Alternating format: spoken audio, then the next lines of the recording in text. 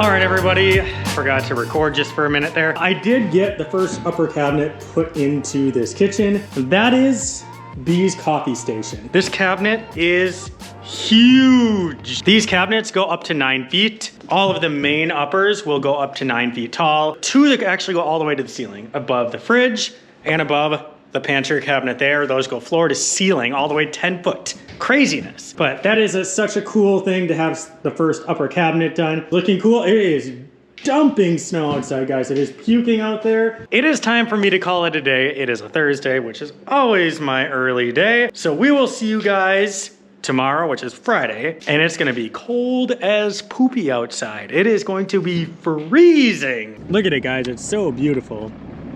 Except it's cold right now. Good morning, everybody. Welcome back to the ranch. It is a new week. We're gonna make sure everybody's all okay out there, check on their waters, get them fed, and then I gotta get over to the house. I gotta get the furnace going, so we got heat in there. We're gonna go get everybody fed. Let's get it done. All right, Schmitty, you gonna go out today? Let's see. He's like, it's warming up.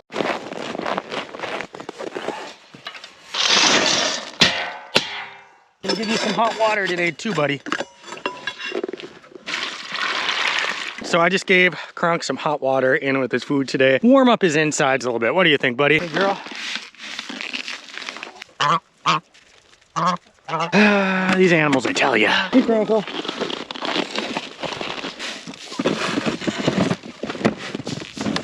And that's how we do it, guys. All right, everybody, I am heading down our private road here. I'm on my way home. Just wanted to kind of let you guys know what's going on here because I really haven't been recording a whole lot this last week or so. There's a couple of things that I'm working on right now that I'm not as confident in, so I need all of my mind to be working on these projects. There's a lot of projects that I'm working on right now that are just a lot more technical, things that I haven't done in a long time. I'm gonna show you guys the end result on some of these things, but I'm not necessarily going to show you the whole process. If you guys have questions after it's all done and I feel confident that everything is exactly perfect, then I will also answer those questions, or I can make a video on it after, kind of showing you what I did. Again, it's just some of these things are hard and I don't do them all the time, especially the furnace thing. I used to install furnaces and boilers and I haven't installed them since, oh man, 2009 was the last time I installed a furnace or a boiler system, at least professionally. Yeah, there's some tricky stuff going on to this house, but I am going to head home for just a little bit here and then I'm gonna head back out here, hopefully before the snow gets bad. We're supposed to get 12 to 18 inches. Hopefully I can get this vent ran for the furnace. The fresh air intake, I'm just gonna allow to come out of the garage right now because there's enough fresh air flow in there. I believe it is actually legal for me to pull from the garage where it's at right now, but I will eventually at some point put a cold air intake from the outside of the house just so that we know we're getting good combustion inside of the furnace. We're gonna get going on some of the attic insulation, getting some of the blown in insulation done. That way it'll help keep all this heat in here. Yeah, it's crazy, guys. It's getting to the point where we're gonna have heat all the time in this house. So very, very exciting. I will show you guys as we go along on these couple projects here. So I will talk to you guys just a little bit later. This furnace is running and you can see we've got our exhaust line there. I know it doesn't look perfect and it is only temporary. It's only temporary so we can keep the furnace running in here. I am going to redo this, make it look a little bit nicer, but I just wanted to be able to get it going so that we can have some heat in here. And it feels nice, guys. It feels great to have some real heat pumping in here. So we've got the furnace right here. And this will be the cold air return going up. Cold air return will go into the attic, which will go from the bedrooms back into here. And then underneath, we're gonna build the plenum, which will blow into the rest of the heating system here. Hopefully that makes sense because I know it's a little confusing, but I know where it is right here. It's in my head. We're gonna work on that, not necessarily today. My big thing is I want to get this vented right now while I'm here during the day. I can let it run. Tomorrow I should be able to get the rest of this garage all insulated and the last bits of drywall in, which means that this garage will actually stay heated for now. So this is the condensate line. So this line will actually go into the main plumbing drain lines of the house. This is just all the condensation that builds up from the actual burners here. So you don't just want to have that dripping out on your floor. You can't let that just build up inside of there. It'll destroy your burners. This line will get hooked up into the main plumbing and will go right out into the septic system. It's nice though, guys. It's pretty awesome in here to have some heat. I'm gonna let it go probably for about maybe a half hour or so. I just want to make sure everything's doing a-okay. We'll finish it up in the morning, and man, is it going to be awesome, guys. Super excited.